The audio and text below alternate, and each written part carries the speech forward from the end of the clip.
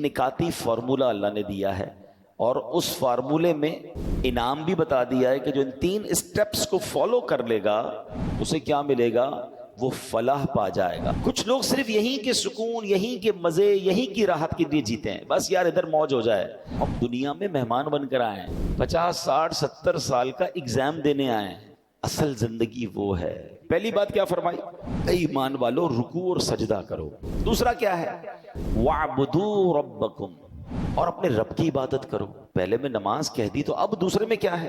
اے ایمان والو کامیابی پانے کے لیے خالصتاً اللہ پاک کی عبادت کرو۔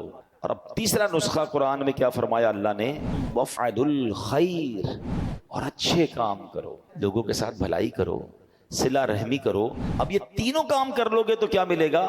قرآن آگے انعام بھی بتا رہا ہے، لَعَلَّكُمْ تُفْلِحُونَ، اس امید پر کہ تم فلاح پا جاؤ۔ دیکھیے پروگرام قرآن کی باتیں بروز جمعرات مدینہ منورہ میں رات 8:15 بجے اور پاکستان میں رات 10:15 بجے مدنی چینل پر۔ صلو علی الحبیب صلی اللہ تعالی علی محمد۔ مجھے اپنی اور ساری دنیا کے لوگوں کی اصلاح کی کوشش کرنی ہے انشاءاللہ عز و جل۔